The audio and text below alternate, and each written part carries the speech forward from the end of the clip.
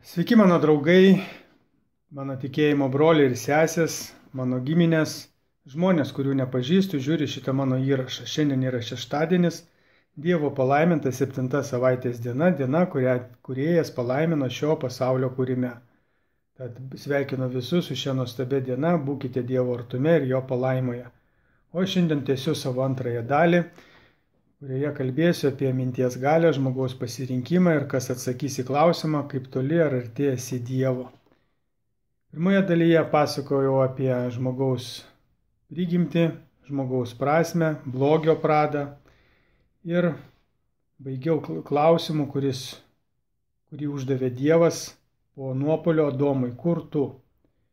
Labai gilus klausimas, kuris buvo užduotas Adomui, kad išsiaiškinti, kaip pats Adomas supranta, kaip dabar toli yra nuo Dievo nutolęs. Ir tą patį klausimą mes galime užduoti kiekvienas savo, kaip toli aš savo gyvenimo būdu esu dabar nuo Dievo. Ir manau, kad šiandien tai, ką papasakosiu, jums atsakys, nes Dievas pasidalino su manim tą išmintimi ir aš tą išmintimi noriu pasidalinti su jumis. Tai nerėmės į antrąją dalį ir tą dalį pradėsiu Dievo žodžiu iš Morkaus 7 skyriaus, skaitysiu 14-15 eilutės. Ir vėl sušaukęs minią Jėzus kalbėjo: paklausykite manęs visi ir supraskite. Nėra nieko, kas iš lauko įėjęs į žmogų galėtų jį sutepti. Žmogų sutepa vien tai, kas iš žmogaus išeina. Labai svarbu žodžiai Dievo, nes nuo šitų žodžių reikia atsispirti. Reiškia, manyje gali būti įvairios mintis, blogos ir geros. Ir tos mintis, kurios yra mano galvoje, manęs nesutepa. Mane suteps tai, ką aš išleisiu iš savęs, kokį veiksmą aš padarysiu. Ir žmogus, kadangi Dievas mus sukūrė mąstančiais žmonėmis ir davė mums pasirinkimo teisę, mes galime pasirinkti, ar priimti tą mintį, ar nepriimti, taip kaip Adomas turėjo pasirinkimą ragauti vaisiaus ar neragauti, koks jos bus pasirinkimas, eiti mirties keliu ar eiti gyvenimo keliu kartu su Dievu. Ir Adomas jis turėjo pasirinkimą, dėl to Dievas jo nesustabdė, kada jisai norėjo paragauti vaisiaus. Nes jeigu būtų sustabdęs, tada žmogus neturi pasirinkimo. Dievas leido Adomui pasirinkti ir Adomas pasirinko mirties kelią. Pasaulį užvaldė mirties dvasia, šėtono dvasia, jinai gyvena ir mumise, ir jinai griauna mūsų visų gyvenimus. Taip įvyko ir Adomo gyvenime. Atėjo jo gyvenimo mirtis. Tai va, nuo mūsų pasirinkimo ir priklauso, ar mes būsime, kaip mes susitepame, ir kaip mes arti ar toli esame nuo Dievo. Ir dabar reikia užduoti klausimą apie mintį. Kokia gali gimti mintis žmoguje, kuris yra suteptas nuodėmės? Ir kada nuodėmės pradas yra puikybė, savimeilė ir savanaudiškumas. Nuo šitų 3 žodžių gimė labai galinga nuodėmė, kuri užvaldė Liuciferį. Ir jis užsidegė tą mintim, norėdamas iškelti savo sostą virš Dievo sosto. Ir taip prasidėjo kova tarp Dievo ir šėtono, tarp Liuciferio, dabar jis vadinamas šėtonu. Ir ta kova perėjo į žemę, į mūsų gyvenimus po nuopuolio Adomo. Ir ta kova vyksta mūsų galvoje ir mūsų darbuose. Čia rimta kova vyksta, tikrai patikėkit. Ir šiandien turbūt papasakojama daugelis iš jūsų susimastys ties tuo, ką aš papasakojau. Tai va, tai dabar kokios gali žmoguje gimti mintis? Žmoguje didžiausia dalimi gali gimti tik savanaudiškos mintis nukreiptos į save. Kaip man išgyventi, ką šitoje daleiskim valgysiu, ir visos mintis nukreiptos tik į save, kaip uždirbti, kaip išgyventi, kaip nusipirkti gerą automobilį, kaip turėti gerus namus ir taip toliau. Taip pat, jeigu žmogus veda ir sukuria šeimą, tai tas įsiplečia iki šeimos, tada kaip mums, kas mums ir taip toliau. Viskas apie tą ratą, tą mažą pasaulį, kuriame gyvena vieta žmogus. Ir tada yra kitos mintis, kurios ateina. Mintis gali ateiti iš Dievo ir mintis gali ateiti iš šėtono. Dabar pakalbėkime apie Dievą. Dievas taip pat gali mumise sukurti mintį. Ir mumise gali taip pat sukurti Dievo aplinka. Arba net taip pat ta aplinka gali mus įtakoti. Tai priimti sprendimą. Taip pat gali padėti priimti sprendimą ir žmonės esantis Dievo aplinkoje, reiškia, vedami Dievo ir vadovaujantysis Dievo mintimis.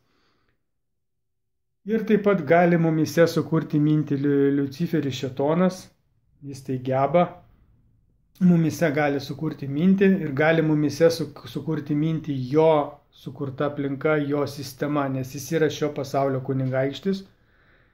Laiške Efeziečiams yra aiškiai parašyta, kunigaikštis viešpataujantis ore, dvasia veikianti neklusnumo vaikuose. Jisai geba mumise sukurti mintį, jisai valdo šitą dabar šiuo momentu pasaulį ir jo visa politinė, religinė ten ta sistema, kur populiarioji ta vadinama ir, reiškia, ta informacinė visa sklaida eina iš jo, nes nėra niekur per televiziją, kad tave kas nors skatintų skaityti Dievo žodį, atsiversti, pasikrikštyti ir taip toliau. Teisingai, to žinios tu negirdi. Tai reiškia, tai yra ta sistema, kuri mus įtakoja. Ir tai yra kultūra, tai gali būti tradicijos tautos ir pasaulėžiūra politinė, kuria linkme mūsų tauta yra vedama. Tai visas tas įtakoja ir yra jo rankose. Jis ją kūrė visą tą dalyką. Kaip pavyzdžiui, tradicijos, mums kažkas įskiepėjo, kad mes mūsų protėviai buvo ir mes gimę esame pagonimis, mes garbinom ąžuolus, deginom ugnį ir ten garbinom saulę ir mėnulį, ir žvaigždės ir visą kūrinyje, bet tik negarbinom Dievo, nes mes nieko bendro su Dievu neturim, nors mes visi esame Dievo kūriniai ir Dievo sukurti žmonės. Tai kaip mes bendro nieko neturim, jis mūsų kūrėjas, tai mes turim bendrą. Tik tai mūsų protėviai iš savo nežinojimo, nes didžiąją dalį Dievo žodis buvo uždraustas, labai didžiąją dalį, ir žmonės tikrai nežinojo tos šviesos. Tik tai po Kristaus nukryžiavimo ir jo prisikėlimo apaštalai toliau į pasaulį išnešė Dievo žinią ir ta žinia keliavo labai lėtai, bet keliavo ir atėjo iki mūsų dienų. Tai šita įdiegta mintis mūsų tautoje mus laiko atitolusius nuo Dievo toje tamsybėje. Ir taip yra daugelėje tautų. Tai vien tik tai tradicijos, kaip jos iškreipia visą tiesą. Taip pat gali įtakoti mūsų gyvenimą ir mūsų pasirinkimą, ir kaip ir toli esame nuo Dievo tie žmonės, kurie yra šėtono įtakoje. Tai jų kuriama muzika, jų kuriami filmai, laidos, rašomi laikraščiai, žurnalai ir visa kita. Taip? Tai mes esame tokiame dideliame informacinėme rate užburtame, iš kurio vienintelis yra kelias atsisukti, išeiti iš šviesos kelią, yra Dievas. Ir Dievas mums siunčia taip pat mintis, kad jos išvaduotų mus iš tos to viso melo burbulo tokio didelio. Ir čia dabar norėsiu paskaityti labai svarbius žodžius, nes jie yra labai svarbus, netgi reikėtų pasidaryti lenteles tokias su tais žodžiais, kad žinoti minčių šaltinius. Tai kokios mintis gali ateiti iš Dievo ir kokios mintis gali ateiti iš šėtono. Kad jas visas reikia suprasti, kad kada tu darai pasirinkimą. Nes visas Dievo žodis ragina žmogų išlikti ramiam, išlikti pakančiam ir reiškia neužsidegti pykčiu. Taip Dievo žodis ragina visus. O kodėl jis tai sako? Jisai sako, kad tu kiekvieną kartą apmąstyk savo mintį, suprask, kieno čia yra šaltinis ir kokios pasekmės laukia tavęs, kada tu tą realizuosi mintį. Tai yra labai svarbu. O kad suprasti, reikia suprasti šaltinius ir jų naudojamus įrankius, kuo jie naudojasi. Ir kada tu tai supranti, atsiveria akis. Ir Dievas apaštalę Pauliuje, tai buvo vienas iš apaštalų po Kristaus nukryžiavimo ir mirties ir prisikėlimo, nešė pasauliui tą Dievo žodį, Evangeliją. Taip, Dievo žodį, kuris atėjo ir iki mūsų dienų, ir bandome prižadinti visus žmonės, kad atverstų Dievo žodį ir pasuktų savo gyvenimą Dievo keliu, išeitų iš tų pagonybių, iš tų visų tamsybių ir atsisuktų į Kūrėją ir sukurtų santykį ir eitų gyvenimo keliu, amžinojo gyvenimo keliu. Kaip sakė Dievas vienam parašyta, jie garbina medį, kurį po kažkiek tai metų nukerta ir sukapoja malkas ir įdeda į pečių. Tai kur prasmė yra. Tai va, tai dabar toliau tęsime apie mintis. Tai reiškia, yra 3 šaltiniai. Dievas, žmogus ir šėtonas ir aplinka, taip, kuri gali įtakoti mane priimti sprendimą ir taip pat aplinka gali sukurti manyje kažkokią mintį ir taip pat žmonės esantis arba Dievo artume, arba šėtono artume gali sukurti manyje kažkokią mintį ir taip pat mane įtakoti, priimti tam tikrą sprendimą, apsisprendimą savo. Taip, tai va dabar noriu paskaityti tą laišką, tai reiškia Dievas Pauliaus mintyje. Dievas atsiuntė Pauliui mintį su tam tikrais žodžiais ir Paulius juos užrašė. Tai yra ne Pauliaus žodžiai, tai yra Dievo žodžiai, kuriuos Paulius užrašė, kurie buvo jo mintyse. Ir tie žodžiai yra labai svarbus. Aš sakau, gyvenkite dvasia. Aš sakau, čia yra Dievas sako. Gyvenkite dvasia ir jūs nepasiduosite kūno geismams. Mat kūno geismai priešingi dvasiai, o dvasios kūnui. Jie vienas kitam priešingi, todėl jūs nedarote, kaip norėtumėte. Bet jei leidžiatės dvasios vadovaujami, jūs nebesate įstatymo valdžioje. Kūno darbai žinomi. Ir dabar bus vardinami šėtono įrankiai. Ir aš tada biškį sustosiu ir mes toliau kalbėsim. Kūno darbai yra žinomi. Tai ištvirkavimas, netyrumas, gašlavimas, stabmeldystė. Va, dabar labai galima sustoti ties tą stabmeldystę, tai labai turėtų suklusti žmonės vaikščiantis į katalikų bažnyčią, nes ta bažnyčia yra nukrauta stabais ir visos tas ceremonijos, tos visos yra paimtos iš pagonybės. Tai visas Dievo siunčiama žinia, jinai visa sumakaluota. Ir daroma viskas, kas prieštarauja Dievo žodžiui. Ir tie stabai, tie paveikslai, Dievas antrame savo įsakymė yra pasakęs, nesigamink jokio stabo į žmogų ar į moterį panašų, į vyrą ar moterį panašų, ten nesilenk ir jų negarbink. Tai yra vienas dalykas. Ir ten ateini, ten pilnas stabų ir visokių paveikslų, visko perkrauta, tiesiog spindi visų to dalykų. Kada Dievas sako, to nedaryk. Tai vat jau paaiškina tą sistemą, tą visą apgaulę žmogui, kai kurie atitraukia žmogų nuo Dievo. Toliau skaitau. Stabmeldystė, burtininkavimas. Va čia irgi labai svarbus, prieiname, tai šėtono puikus įrankis, okultizmas ir visas burtininkavimas, tai tie patys horoskopai. Horoskopai tai yra burtininkavimas, tai puikiausias šėtono įrankis, kurį žmonės kiekvieną rytą stengiasi perskaityti ir ta jos skleidžiama mintis, reiškia, per horoskopų sukuria žmonėse jo mintį ir jie jį realizuoja, net patys to nesuprasdami, sėja blogį žemėje. Tai va, įsivaizduokit. Ir kitą kartą žmogus skaito horoskopus, ten visą laiką jam nesiseka, eina dar paskui papildomai pas kitą būrėją ir dar labiau krenta į tą visą tą blogį ir tą didžiąją apgaulę šėtono, kurią jis yra sukūręs.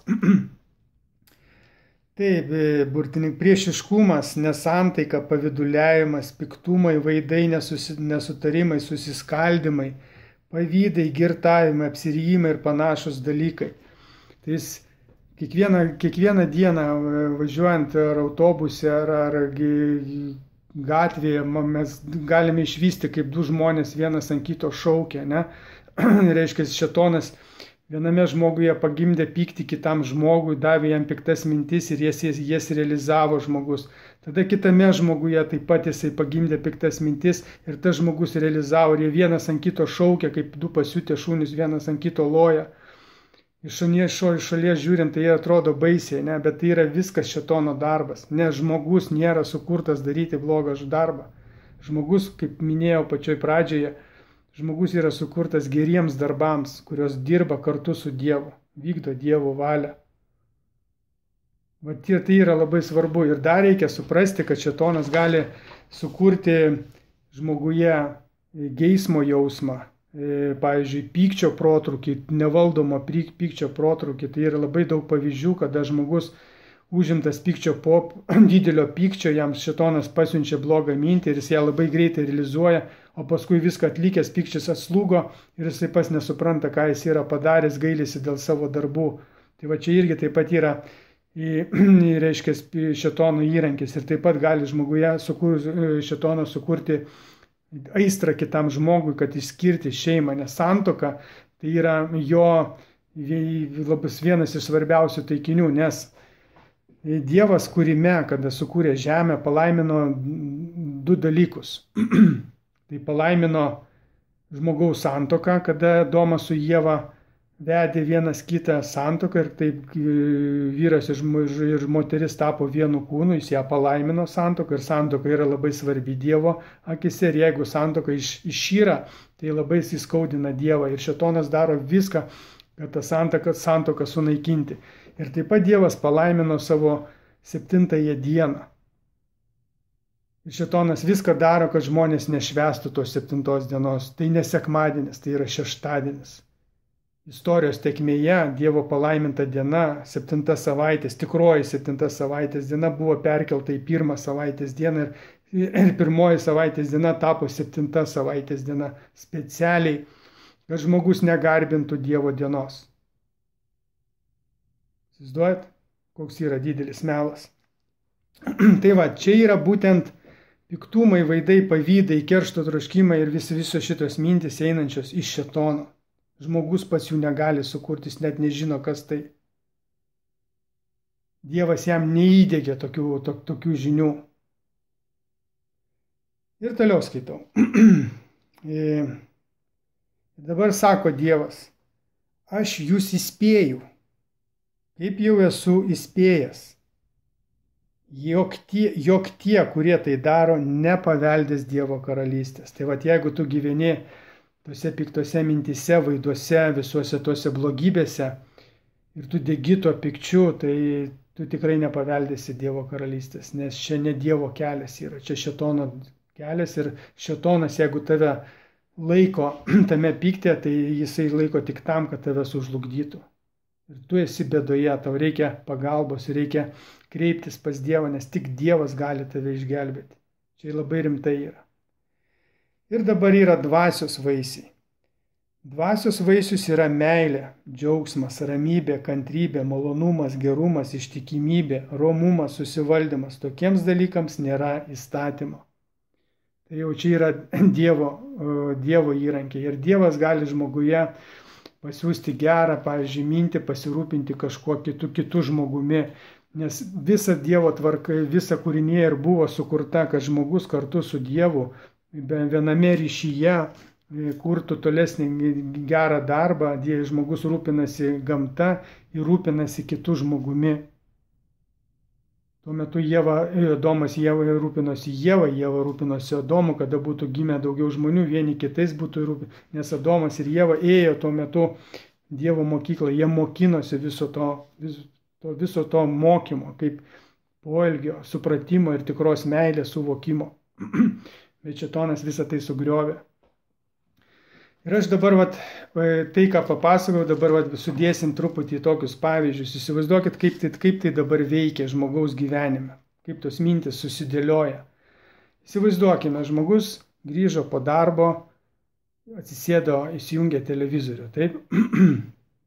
Ir jisai žiūri laidą, filmą ir jam iššoko reklama, ten reklamuojanti labai skanius čipsus, naujus pagamintus. Žmoguje gimė mintis. Visai būtų neblogai jų paragauti, taip? Žmogus apgalvojo mintį.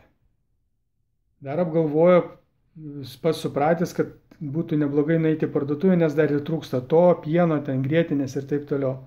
Ir jisai priima sprendimą, kad mintis nebloga, einu, tai padarysiu. Ir tada Dievas jam pasiunčia kitą mintį, nes jo laiptinėje, jo name gyvena senyva moteris, kuri labai sunkiai vaikšto, jai virš 85 metų. Dievas jam pasiunčia mintį, kad būtų neblogai nueiti ir pas tą seną močiutę ir paklausti, ar jai kartais nereikia ko nors iš parduotuvės. tą Dievas daro tam, kad žmogaus gyvenimas taptų prasmingas, o ne vien tik tai savo įnorių tenkinimas. Ir tada mumyse ta nuodėmė esanti, kuri blokuoja santykių su Dievu, siunčia abejonių ir nepasitikėjimo mintis. Tai ta mintis bus, kaip pavyzdys, ko man ten eiti pas tavo, jeigu ten turėtų prižiūrėti, pavyzdžiui, anūkai, vaikai turbūt prižiūri, arba kažkokia tai ten globos institucija ją prižiūri. Ką aš ten nueisiu, ten paskui, jeigu nueisiu, paskui visą savaitę turėsiu vaikščioti. Ai, neinu, ne? Ir va čia kokį žmogus pradeda galvoti ir žmogus priima sprendimą. Jeigu jisai priima Dievo mintį ir jisai nueina pas tą močiutę ir paklausia močiutės, ar jums nereikia, aš einu į parduotuvę, ar jums nereikėtų šiuo metu kažko tai iš parduotuvės atnešti, tai jūs ką tik nugalėjot blogą mintį, kuri buvo prieš tai prieštaraujanti pas jūs, ir jūs esate Dievo artume. O jeigu jūs vis dėlto priėmėt prieštaraujančias mintis, kurios sukėlė jums abejonės eiti pas tą močiutę ir jūs jas priėmėt ir nenuėjot, jūs esate Liuciferio įtakoje ir esate atitolę nuo Dievo. Kaip dabar gali įtakoti visą tą veiksmą toje situacijoje kiti žmonės? Leiskime, aš esu abejoju, dvi mintis pas mane eiti ar neiti pas tą močiutę. Aš jau nusprendžiau, eisiu į parduotuvę, taip, apsirengiau, atidarau duris, rakinu duris laiptinės ir eina kitas žmogus ir klausia, kur eini. Ir aš sakau, einu į parduotuvę, bet ruošiuosi nueiti pas tą močiutę, paklausti, gal ir jai kažko tai reikia. Aš dar esu abejonėse.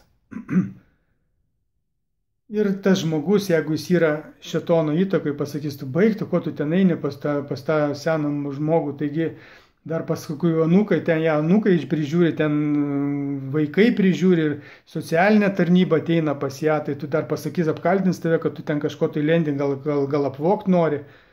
Ir žmogus tada, jeigu būna įtakotas ir jisai nepriima Dievo minties. O gali būti ir kita situacija, jis vėlgi išėjo, eina kitas žmogus, tas pats kaimynas, tik tai jis yra Dievo įtakoje, jisai skaito Dievo žodį ir yra Dievo artume, jisai sako, kur tu eini.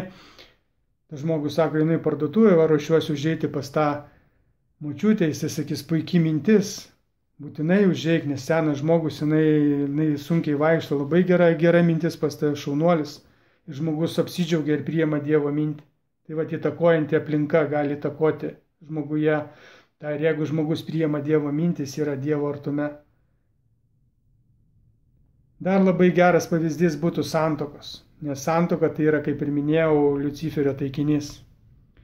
Tai yra dvi kategorijos žmonių. Jie yra žmonės, kurie yra Dievo artume, sukuria santuoką. Ir kuo jie skiriasi nuo pasaulietinės santuokos. Tai visų pirma, kad jie tikrai priėmė sprendimą ir jie pasižadėję Dievui yra. Nesakau, kad ten irgi nėra priimtas sprendimas, bet jie vadovaujasi Dievo mokymu ir Dievo žodžiu ir jų santokose nėra jokių sutarčių. Vienintelė sutartis tai, kad jie tapo vyras ir žmona ir Dievas tą santoką palaimino. Jokių turtinių sutarčių jie neturi, nes viskas, kas yra santoka, yra bendra. Kaip ir minėjau, moteris ir vyras ir moteris po santokos yra vienas kūnas ir viskas, ką jie sukuria, yra viena. Reiškia, jie nesidalina kažkokiais tai darbais, taip gaunasi tik tai automatiškai. Pavyzdžiui, aš grįžtu, pamatau pilną kriauklę nešvarių indų, aš jas paimu ir išplaunu ir aš nekaltinu žmonos, kad jinai neišplovė indų. Taip pat žmona pamatė kažkokią ten mano numestą daiktą, jinai padeda, pagamina ir jai net tai nesunku buvo padaryti paprasčiausia. Neištikimybės santykiai, daleiskim, tai, nes, kaip ir minėjau, šėtonas geba žmoguje pagimdyti aistrą arba geidulį tam kitam žmogui, geba ir tada įdeda tam tikras mintis. O tas yra tik tam, kad jis išskirtų santuoką. Ir Dievo keliu einantis žmogus žino 7 Dievo įsakymą, nesvetimauk. Jis iš karto atmeta tą mintį ir tą savo geismą. Ir jis nenueina neištikimybės keliu, dėl to jų santokos yra tvirtos. O dabar pasaulietinės santokos žmonių, kurie yra toli, reiškia, ir tikrai neina Dievo keliu ir nebendrauja ir neturi ryšio su Dievu, Dažniausiai būna vedybinės sutartys sudaromos, pasiskirstoma kažkokiais tai darbais, finansiniai dalykai taip pat būna kažkoks tai bendras šeimos biudžetas, paskui asmeniniai šeimos biudžetai ir taip, asmeniniai pinigai ir taip toliau. Ir čia šėtonui yra didelė terpė tai dviem žmonėms žongliruoti. Ir kaip pavyzdys, pavyzdžiui, žmonės yra pasidalinę darbais. Ten vieną dieną vyras grįžo pavargęs ir netliko kažkokio tai ten darbo, kurį jisai turi kaip atlikti kiekvieną dieną. Pavyzdžiui, neišnešė šiukšlių arba nepavedžiojo šuns. Žmona atėjo pikta, suirzusi iš darbo, pamatė, kad darbai nepadaryti. Šėtonas jai įdegė mintį, pasakyk vyrui ko nors tokio griežtesnio, kad kodėl jisai to nepadarė. Jis pasakė tai vyrui, tada šėtonas įėjo į vyrą. Vyre pagimdė mintį, kas jinai tokia, kad jinai tau gali nurodinėti, tada įvyko tarp jų vaidai, didai įsisuko pykčio verpetas ir šėtonas tą verpetą nori įsukti tokį didelį, kad tas privestų prie skyrybų. Ir jeigu ta jauna šeima neišeina iš tų piktumų verpetų, iš tų visų šėtoniško piktumų, kaip jis jais manipuliuoja, anksčiau ir vėliau ta santuoka prieis prie pabaigos ir bus skyrybos. Taip pat gali būti ir, kad jisai gali pagimdyti abiejose aistrą kitam žmogui ir taip toliau. Jisai jais manipuliuoja finansiniais požiūriais. Dažniausiai skyrybų, kada vyras praranda darbą, gerai apmokamą ir žmona sako, tu aš ženinsiu dėl tavęs, kad tu ten turėjai gerą darbą ir tu ten ir taip toliau, buvusi užtikrinta ir taip toliau, įvyko problemos ir įvyksta arba atvirkščiai visas tai dalykas. Tai yra šėtono įrankiai. Ir kada ateina tos visos blogos mintis pas tave ir pas tavo artimą, reikia suprasti šaltinį, nes blogų minčių šaltinis yra šėtonas. Ir jo yra tikslas jūsų žlugdyti. Pavyzdžiui, tai būtų nesantuoka. Pavyzdžiui, susipyksta žmonės su kaimynu arba su draugu. Taip, įvyko tarp jų, reiškia, kažkoks tai piktumas. Reiškia, šėtonas sumodeliavo visą situaciją taip, kad tarp jūsų įvyktų konfliktas. Ir jisai kelia jumise tą piktą mintį. Dievas jums siunčia, susitaikyk, nepyk, bet dažniausiai ta mintis blokuoja tą Dievą. Ir čia reikia greitai save suvaldyti ir suprasti šaltinį. Ir jeigu tu atmeti tą blogą mintį, reiškia, tu laimi kovą ir esi arčiau Dievo. O jeigu neatmeti, tu pykstasi su kaimynu ir šėtono tikslas yra, kad jūs reiškia, nutraukti jūsų santykius su tuo žmogumi. Tai yra labai svarbu, supraskite. Mes kada su žmona pradedame pyktis arba tarp mūsų kažkoks tai kyla ginčas, mes iš karto jį stabdom ir sakom, kas šaltinis. Šėtonas. Metam lauk tą mintį, nes jisai nori mūsų išskirti. Jeigu mes, pavyzdžiui, metam mintį, tada ateina iš karto gera, pavyzdžiui, toj pačioj situacijai, kaip žmona atėjo, pamatė, kad vyras nieko nepadarė, ant jo supyko ir ten ant jo jam kažką pasakė. Jeigu jinai būtų atmetusi visas tas blogas mintis, kurie gimė, Dievas būtų iš karto pasiuntęs kitą mintį, ateik ir apkabink vyrą savo. Apkabink ir pasakyk, kaip tu jį myli. Ir jeigu jinai tai būtų padarius, vyras būtų pasakęs, nepyk brangioji, aš šiandien atėjau pavargęs ir nepadariau to darbo, kurį padariau, bet rytoj aš tikrai jį padarysiu ir viską sutvarkysiu. Ir viskas, konflikto nėra. Pagalvokite apie tai, nes tai yra labai svarbu gyvenime. Yra šaltiniai, minčių šaltiniai. Ir blogos mintys eina iš šėtono tam, kad jūs užlugdyti. Geros mintys eina iš Dievo tam, kad jūs kažkokią gyvenimo prasmę turėtume. Dievas davė 10 Dievo įsakymų. 4 pirmieji įsakymai tai yra santykis su Dievu, o kiti 6 yra santykis su kitu žmogumi, kuriuos visus 6 galima sudėti į vieną įsakymą. Mylėk savo artimą kaip save patį. Jis nėra pasakytas mylėk save patį kaip savo artimą. Ne, viskas nukreipta į tavo artimą. Tai va, išanalizuok šaltinį, suprask, iš kur ta mintis eina ir nugalėk tą blogį. Ir tu būsi Dievo artume. Baigiu savo antrąją dalį, turbūt labai daug prišnekėjau. Einame į trečiąją dalį. Trečia dalis bus nuodėmė. Tai, ką žmogus savo sprendimu išleidžia iš savęs. Tai jeigu žmogus priima blogą mintį ir ją realizuoja, jis paleidžia nuodėmę. ir būtina suprasti, koks tai yra nuodėmės baisumas ir koks jos tęstinumas yra ir kaip jinai įtakoja kitus žmonės ir kokia yra jos visas tos nuodėmės, koks yra kelias, koks jis yra baisus, kada aš tai sužinojau, man praėjo noras daryti bet kokią nuodėmę, nors pačią mažiausią. Net sumeluoti žmogui bijau. Susitiksime 3 dalyje. Nuodėmė, o dabar būkite Dievo artume, Dievo palaimoje šią nuostabią Dievo palaimintą dieną. Iki susitikimo visi. Iki.